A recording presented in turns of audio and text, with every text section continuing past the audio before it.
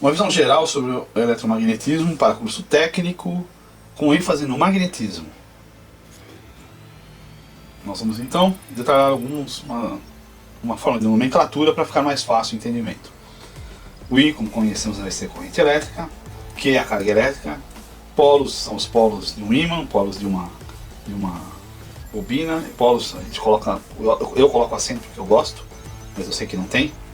B é a densidade de linhas de campo magnética, ou a indução magnética, ou o campo magnético, é dado em Webers por metro quadrado ou Tesla.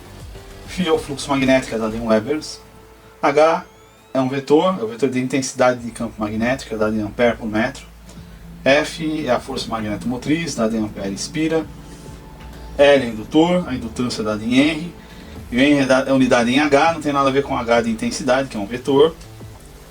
Vamos lembrar do produto vetorial, tendo dois vetores, A e B. A, produto vetorial B, é um vetor C. Na realidade, é o resultado de uma área de A vezes B, mas é dado como um vetor que é perpendicular. Então, o produto vetorial de dois vetores é um outro vetor perpendicular aos dois vetores iniciais. Bom, se tivermos um condutor ou uma dimensão, a gente vai dar em L, ela pode ter direção, então é um vetor, L menos L. Velocidade em metros por segundo, área em metros quadrados.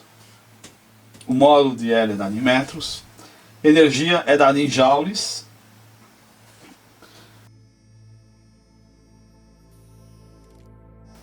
Temos então o produto escalar, dado dois vetores A e B. A escalar B é um número, é um escalar. É a projeção, o produto escalar é a projeção. Imaginemos uma lanterna sobre um vetor A que está sobre B, a sombra de A projetada em B. Essa projeção é o produto escalar. Isso é igual ao módulo de A vezes o módulo de B vezes o cosseno do ângulo entre A e B. E podemos então prosseguir.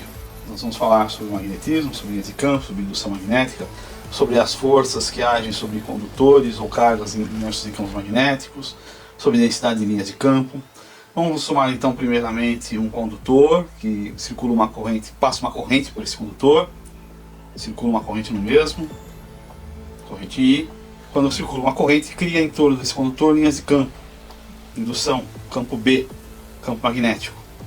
Este campo magnético segue a regra da mão direita. Se nós colocarmos então a corrente na direção do sentido do polegar da mão direita, da regra de Fleming, se fecharmos a mão, o sentido que fechamos a mão é o sentido em que as linhas de campo B, ou da indução magnética, ou da densidade de linhas de campo, vai ter. Essa é a regra da mão direita de Fleming. Nós vamos usar isso largamente.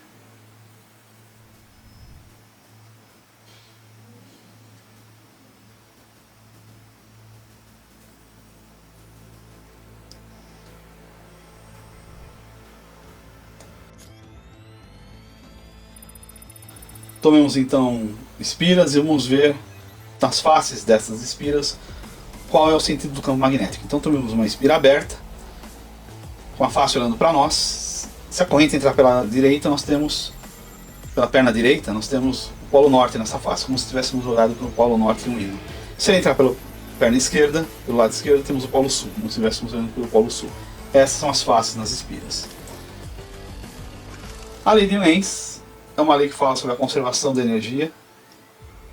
Ela garante que a lei de Faraday funcione perfeitamente. Nós vamos discutir a lei de Faraday mais para frente. Então, se nós tivermos uma espira fechada e tivermos um ímã e aproximarmos esse ímã dessa espira, vai ter variação desse fluxo magnético sobre essa espira, e pela lei de Faraday vai aparecer uma diferença de potencial, e como a espira está fechada, vai surgir uma corrente. Essa corrente vai produzir campo magnético. Esse campo magnético produzido, resultante, vai se opor ao campo magnético que está chegando. Ou seja, se está crescendo o campo magnético externo, vai criar um campo magnético nessa espira agora, por essa corrente induzida, que vai se opor a esse crescimento desse campo magnético. Então, conforme a gente aproxima o ímã, aumenta as linhas de campo passando por dentro da espira, quer dizer, está aumentando, está variando no sentido crescente. Se fizermos o contrário, se afastarmos o ímã, então temos o polo norte apontado para a espira fechada,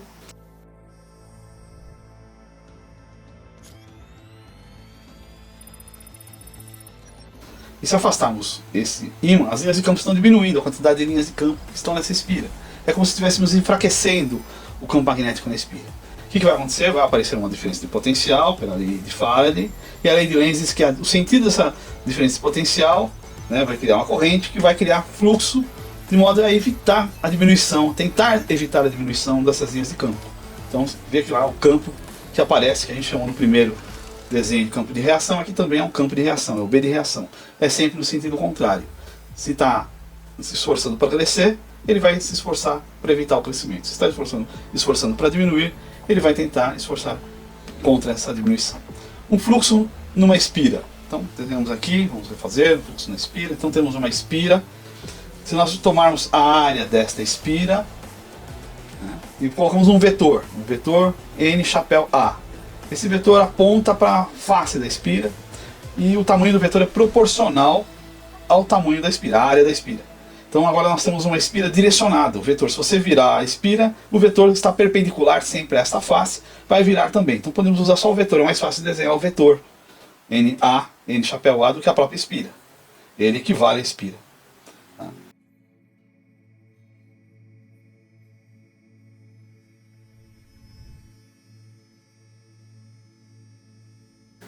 Agora, se nós colocamos um fluxo magnético e colocarmos espiras desenhadas, podemos, por exemplo, a primeira espira tem um certo ângulo com o fluxo magnético. A gente pode simplesmente desenhar o vetor N chapéu A, que representa a espira, e o vetor de fluxo, então aqui um vetor representante B. E tem um ângulo entre eles. E se nós fizermos ela perpendicular, então está aqui a espira perpendicular, né, o vetor agora está perpendicular, então nós podemos observar que N chapéu A está a 90 graus do B. Isso quer dizer que não está passando fluxo por dentro da espira. Ou podemos fazer no sentido contrário. E nós vamos verificar mais para frente que apenas quando a variação passando por dentro da espira desse fluxo é que temos surgimento de diferença de potencial e temos efeitos eletromagnéticos. Quando está perpendicular não temos esses efeitos. E o máximo do fluxo acontece quando o vetor B está paralelo ao vetor chapéu NA. O fluxo φ é igual a B vezes A, ou o produto escalar de BA. E é dado em Weber, porque B é dado em Weber por metros quadrados, A em metros quadrados, o resultado de φ é Weber. B também pode ser dado em Tesla. Tesla ou Weber por metros quadrados é a mesma coisa.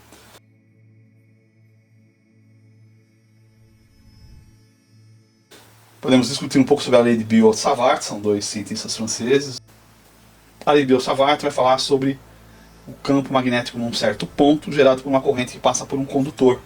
Então, se nós tivermos um condutor, temos aqui uma porção desse condutor, queremos saber a corrente que passa nessa porção, quanto que ele projeta uma certa distância D.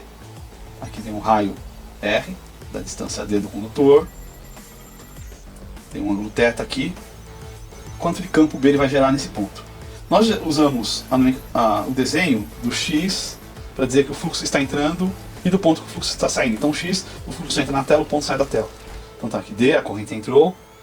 Podemos calcular, como é que a gente calcula esse fluxo nesse pontinho aqui, que é dado por D ou por R? Vai ser igual ao delta de B, ou seja, a variação do fluxo vai ser μ0 sobre 4π vezes I vezes delta L, que é o tamanho do comprimento do condutor, onde passa a corrente, vezes o seno de θ. O μ0 é a permeabilidade magnética no vácuo. É uma constante universal. 4π vezes 10 a menos 7 Henry por metro. Esse é o valor dessa constante.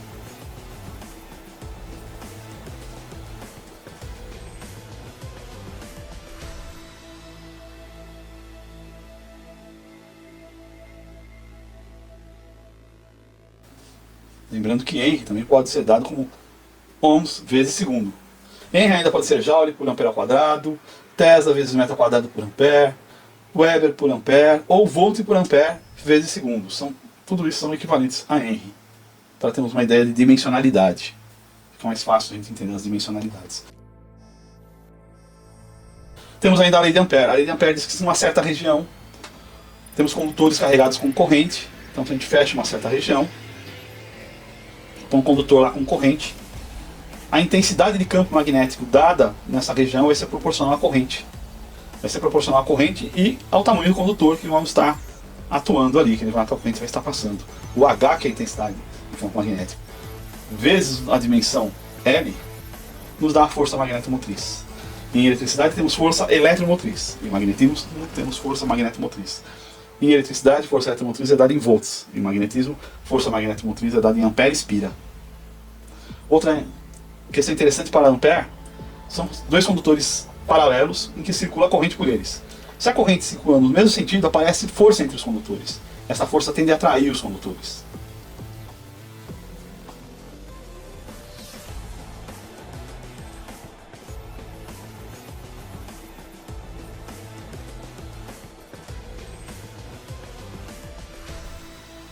Agora, se tivermos ainda condutores paralelos, mas as correntes que fluem nesses condutores estão em sentido contrário, vai aparecer força também nos condutores.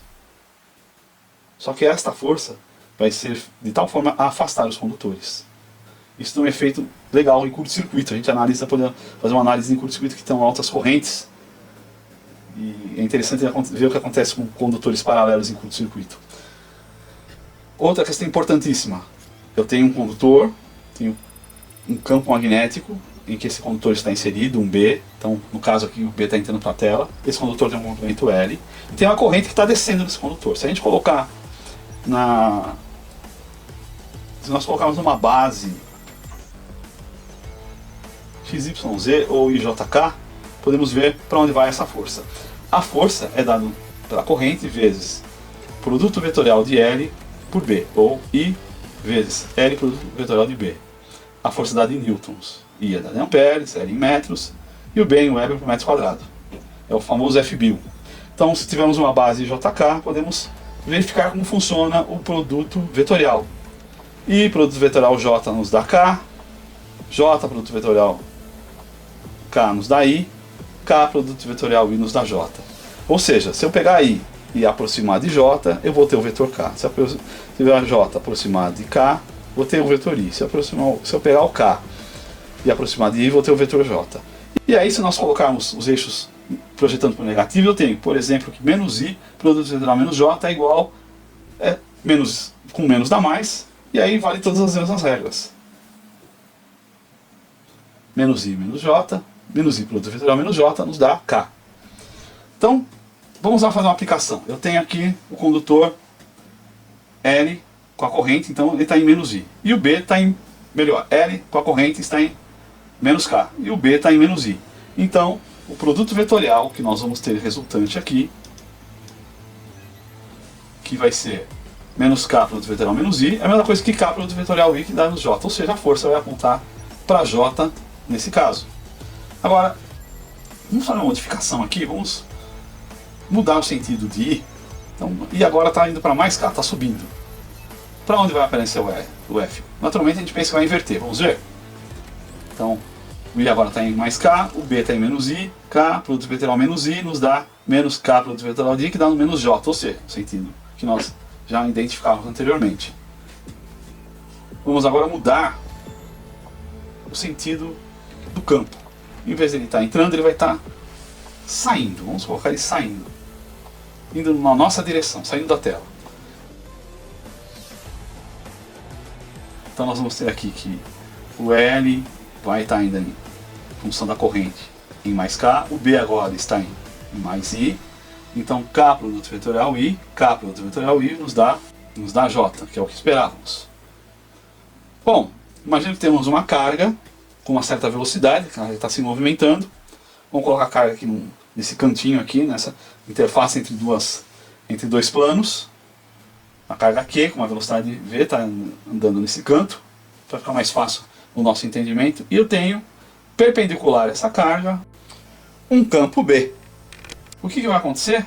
Vai aparecer uma força F perpendicular tanto à velocidade do movimento quanto ao campo, porque F é igual a Q vezes V produto vetorial de B.